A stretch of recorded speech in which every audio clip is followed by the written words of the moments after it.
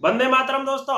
कल यानी 26 जनवरी 2021 को जब हम अपना गणतंत्र दिवस मना रहे थे, हम बहुत खुश थे, बड़ा हर्षोल्लास से इस दिन को मना रहे थे क्योंकि यह राष्ट्र पर्व है। इस दिन हमें हमारा संविधान मिला था। हम एक गणतांत्रिक देश में तब्दील हुए थे। इस दिन हम लोकतांत्रिक हुए थे।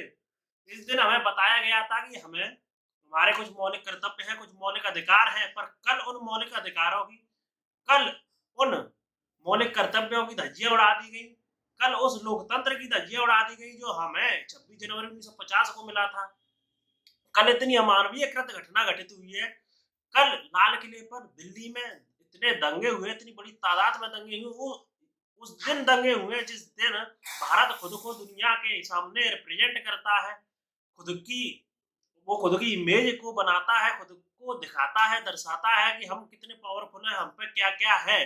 उस दिन इन चूतियों ने सालों ने उसी दिन चूतिए सालों शब्द नहीं है इनके खिलाफ, तो मैं इतनी गरियाने का मन कर रहा है कि इन्होंने सालों ने इतने दंगे किए। कुछ नेताओं ने कुछ सत्ता की भूख के लिए, कुर्सी के लिए सालों ने आपस में लोगों को लड़वा दिया, मरवा दिया।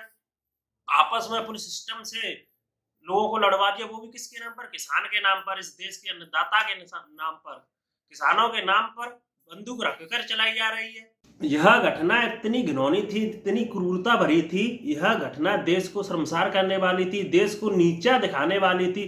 जब 26 जनवरी को हम अपना गणतंत्र दिवस मनाते हैं, खुद को रिप्रेजेंट करते हैं दुनिया के सामने, तब इन साले चूतियों ने जो लाल किले पे जाके अपना झंडा फहराया, अपने धर्म एक समुदाय का झंडा फहराया, ये क्या दर्शाता है? ये लोग चाहते क्या हैं? ये लोग दोबारा से भारत का बंटवारा चाहते हैं। कुछ लोग, कुछ गंदे नेता, कुछ गंदी राजनीति के तहत ये करवाते हैं, सिर्फ अपनी कुर्सी की भूख के लिए, सिर्फ सत्ता की भूख के लिए। और कुछ चूतिए लोग जो साले इतनी बेवकूफ़ी करते हैं, कुछ पैसों के लिए, कुछ लालच के लिए, मैं जो इतना बड़ा दंगा कर गए। मतलब कैसी हालत थी कि आप सोच भी नहीं सकते, इतनी बुरी हालत थी कल दिल्ली में। आज मैं आपको कोई कहानी, कोई किस्सा नहीं सुनाऊंगा, ना किसी मुद्दे पर बात करूंगा। आज जो मैं बात करूंगा, कल जो हुआ, कल जो अमानवीय कृत घटना हुई, कल जो आतंकी घटना हुई, अंदर की आतंकी घटना कहूंगा मैं इसे और कोई नाम दे ही नहीं सकते। इसे सिर्फ अंदर की आतंकी घटना कहते हैं। जो अंदर में जो भारत के दुश्मन बैठे हैं ना, जो साले अंदर से भारत को खोखला करने के लिए काम करते हैं, मैं कहूंगा ये साले उनकी सोची समझी प्री प्लान्ड साजिश थी। बेंचो किसानों के ऊपर बंदूक रखकर चला रहे हैं, दंगे करवा रहे हैं, किसान आंदोलन को मुद्दा बनाकर में जो इतनी बड़ी तोड़ फोड़ दंगे करवा दिए, सरकारी संपत्ति को क्षति पहुंचाई, हमारे तिरंगे झंडे का अपमान कर दिया, मेरे पास एक वीडियो आई थी जो मैं अभी आपको दिखा रहा हूं।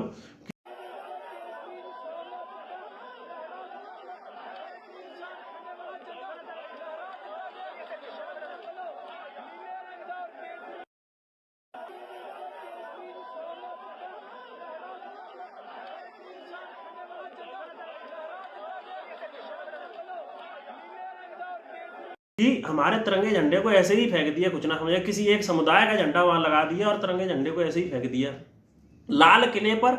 ऐसा 1947 के बाद कभी नहीं हुआ कि वहां दूसरा झंडा लगाया जाए या किसी समुदाय या धर्म की बात की जाए। वहां सिर्फ भारत की अखंडता, संप्रभुता, एकता की बात की जाती है। वो हमें एक देश के रूप में दुनिया के सामने रिप्रेजेंट करता है। आप उसका अपमान कर रहे हैं। आप जो अपनी जमीन की इज्जत नहीं कर सकते, अपनी जमीन को सम्मान नहीं दे सकते, अपने देश को सम्मान नहीं दे सकते। आप क्या सम्मान देते होंगे अपने घर की माँ बेटियों को?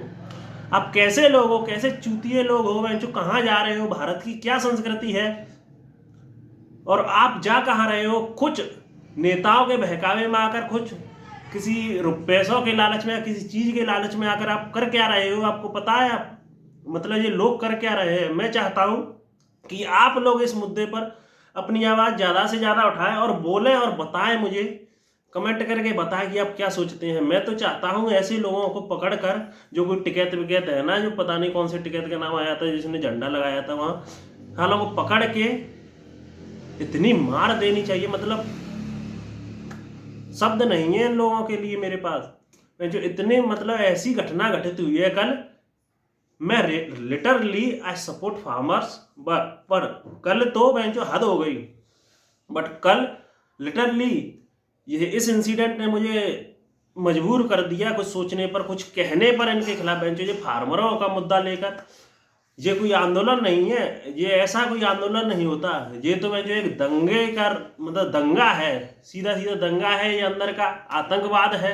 जो लोग इस देश को खोखला कर रहे हैं, जो लोग दोबारा से इस देश को बांटना चाहते हैं। मैंने आपको अपनी प्रीवियस वीडियो में बताया कि नेहरू ने कैसे अपने फायदे के लिए कैसे लोगों को कटवा कर मरवा दिया, बेंचो सिर्फ एक कुर्सी के लिए देश को बंटवा दिया। ऐसे ही ये नेता भी करना चाहते हैं, जो नेता होंगे, ये गिने चुने नेता होंगे कुछ, वो भी यही करना चाहते हैं, दोबारा से हमारे देश को बांटना चाहते हैं। अगर आप अब भी इस मुद्दे पर आवाज नहीं उठाते, जब हमारे देश का अपमान हुआ है, जब हमारे देश का अपमान हुआ है, जब हमारे तिरंगे का अपमान हुआ है, यह बात वतन की है, आप अब भी आप इस मुद्दे पर आवाज नहीं उठाते अपनी, तो समझ लीजिए problem lies within you, you are the problem. अगर आप इस पर भी चुप हैं तो आप ही समस्या हैं। हमारे में जो देश के सिस्टम के एक जो सिस्टम में आते हैं लोग, आप पुलिस को मार रहे हैं, पुलिस पर तलवारों से हमला किया जा रहा है, पुलिस को मारा जा रहा है, डराया जा रहा है, पुलिस वाले हाथ जोड़ रहे हैं। ऐसे फुटेज आए, ऐसी वीडियोज आई हैं कि पुलिस वाले हाथ जोड़ रहे हैं उनके। मैं यह नहीं कहता सभी जो किसान है वह इसमें इन्वॉल्व है, पर हाँ कुछ ऐसे आतंकी तत्व होंगे इसमें, कुछ ऐसे बड़े नेताओं का हाथ जरूर होगा इसमें जो यह करवा रहे हैं। और मैं चाहता हूं कि आप सब लोग मिलकर आवाज उठाएं इस मुद्दे के खिलाफ। अगर आप आज भी चुप है ना, तो समझ लीजिए यू आर द प्रॉब्लम, फिर कुछ नहीं हो सकता। अगर आप गलत को गलत रहने की कुव्वत नहीं रखते हैं तो समझ लीजिए कि आप कुछ कर नहीं सकते। फिर मैं चाहता हूं कि आप मुझे कमेंट करके यह बताएं कि क्या आप सोचते हैं इसके बारे में, क्या होना चाहिए इन सारे चूतियों के बारे में, जो देश के आप लोगों को आपस में लड़वा कटवा कर मरवा रहे हैं। ये उसी का जीता जागता उदाहरण है जो नेहरू जिन्ना ने करवाया, लोगों को आपस में कुर्सी के लिए मरवा दिया। ये वही हो रहा है आज फिर से वही दोहराया जा रहा है। लोग हमारे देश को बांटने की फिराक में है, कुछ नेता हमारे देश को बांटने की फिराक में है। पहले भी ऐसे हुआ था, हैदराबाद और पता नहीं कौन कौन बहुत से ऐसे राज्य हैं जिनको लेकर ऐसा हुआ था।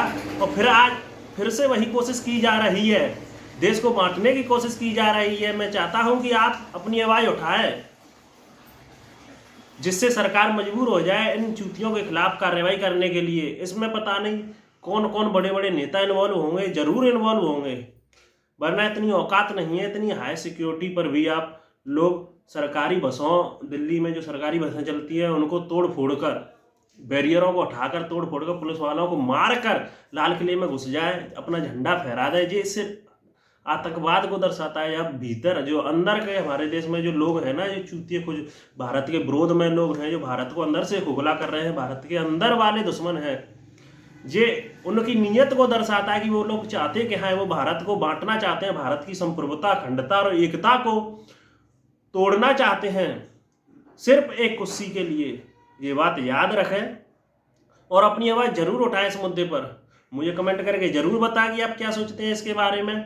Till then stay happy, stay healthy. जय हिंद, जय भारत।